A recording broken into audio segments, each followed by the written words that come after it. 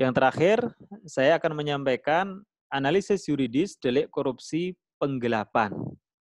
Delik penggelapan itu dikenal di dalam KUHP. Oleh karenanya maka memahami delik penggelapan di dalam Undang-Undang Pemberantasan Tindak Pidana Korupsi juga tidak bisa dilepaskan dari pengaturan delik penggelapan di dalam KUHP. Karena KUHP itu merupakan genus delik atau tindak pidana induknya, sementara yang ada dalam Undang-Undang Pemberantasan Tindak Pidana Korupsi adalah spesies deliknya atau tindak pidana cabangnya. Ya, apa bunyi delik korupsi penggelapan sebagaimana diatur dalam pasal 8? Dipidana dengan pidana penjara paling singkat 3 tahun dan paling lama 15 tahun dan pidana denda paling sedikit 150 juta rupiah dan paling banyak 750 juta rupiah. Ini rumusan deliknya. Pegawai negeri atau orang selain pegawai negeri yang ditugaskan menjalankan suatu jabatan umum secara terus-menerus atau untuk sementara waktu dengan sengaja menggelapkan uang atau surat berharga yang disimpan karena jabatannya atau membiarkan uang atau surat berharga tersebut diambil atau digelapkan oleh orang lain atau membantu dalam melakukan perbuatan tersebut. Ya, dari bunyi pasal 8 ini, kita bisa melihat unsur-unsur tindak pidana korupsi penggelapan. Unsur yang pertama menyangkut subjek delik. Siapa itu subjek deliknya? Pegawai negeri atau orang selain pegawai negeri yang ditugaskan menjalankan suatu jabatan umum secara terus-menerus atau untuk sementara waktu. Jadi tidak harus pegawai negeri, tapi bisa juga selain pegawai negeri, tapi sedang ditugaskan menjalankan jabatan umum. Artinya ya terkait dengan kepentingan negara, baik terus-menerus atau untuk sementara waktu.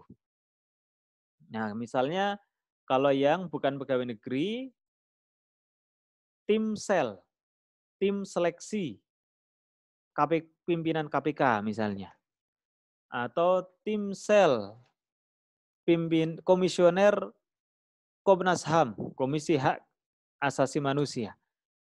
Itu kan dia bukan pegawai negeri, tapi sedang ditugaskan menjalankan jabatan umum untuk melakukan seleksi terhadap pimpinan atau komisioner tertentu untuk sementara waktu.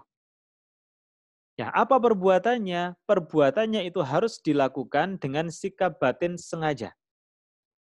Bentuk perbuatannya apa? Bisa menggelapkan uang atau surat berharga yang disimpan karena jabatannya. Misalnya seorang PNS yang dia menyimpan uang karena memang dia punya kewenangan untuk itu. Dan uang itu milik negara atau surat berharga. Tapi dia gelapkan. Ini berarti merupakan tindak pidana korupsi penggelapan. Atau delik pasif. Dia membiarkan uang atau surat berharga tersebut diambil atau digelapkan oleh orang lain. Misalnya sebagai atasan, dia tahu kalau ada uang negara atau surat berharga yang digelapkan oleh bawahannya, tapi dia membiarkan saja, maka juga termasuk dalam delik korupsi penggelapan.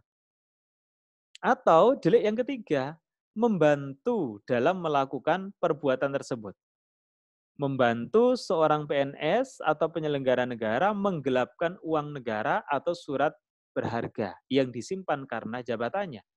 Maka juga dianggap sebagai delik korupsi penggelapan. Kalau lazimnya orang yang membantu, itu ancaman pidananya dikurangi sepertiga, sebagaimana diatur dalam pasal 5657 KUHP, tetapi dalam rumusan pasal 8, orang yang membantu ini dianggap sebagai pelaku yang seperti pelaku utama. Makanya ancaman pidananya sama. Ya, sedikit saya jelaskan, apa itu penggelapan? Tidak dijelaskan dalam Undang-Undang Pemberantasan Tindak Pidana Korupsi. Yang disebutkan hanya menggelapkan uang atau surat berharga saja. Sementara menggelapkan itu apa? karena tidak diatur dalam delik spesiesnya, yaitu dalam Undang-Undang Pemberantasan Tindak Pidana Korupsi, maka kembali kepada delik induknya di dalam KUHP. Di mana diaturnya tentang delik penggelapan dalam KUHP di pasal 372 KUHP.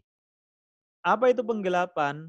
Penggelapan adalah perbuatan mengambil barang milik orang lain, baik sebagian atau seluruhnya, di mana penguasaan atas barang itu sudah ada pada pelaku serta penguasaannya itu terjadi secara sah.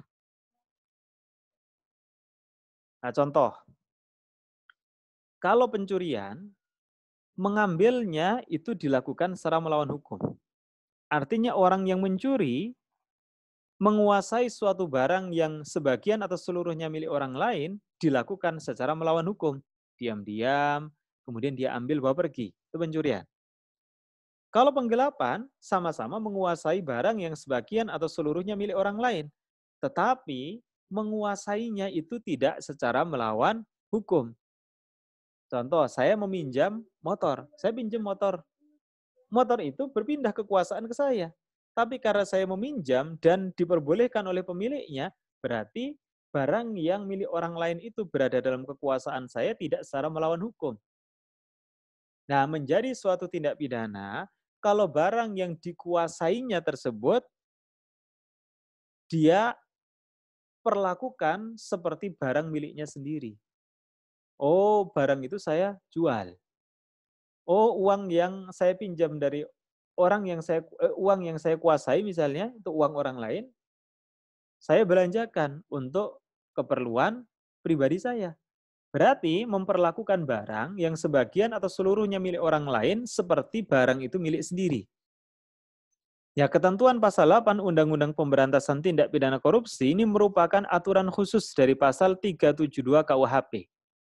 Kalau pasal 8 subjeknya umum, kalau kalau pasal 372 KUHP subjeknya umum, mohon maaf, sementara pasal 8 Undang-Undang Pemberantasan Tindak Pidana Korupsi subjeknya harus PNS atau pejabat negara atau orang selain pegawai negeri yang ditugaskan menjalankan jabatan umum.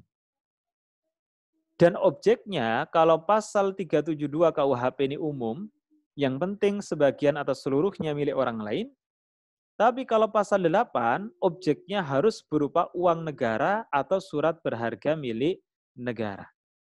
Jadi misalnya ada seorang PNS, dia menyimpan uang negara, uang itu dia belanjakan untuk kepentingan pribadi. Jadi dia menguasai uang itu tidak melawan hukum, tapi ketika dia menggunakan uang itulah yang dianggap sebagai penggelapan. Kenapa? Karena dia menganggap uang itu seolah-olah miliknya sendiri. Ini terkait dengan delik korupsi penggelapan. Yang terakhir saya sampaikan terkait dengan tindak pidana korupsi.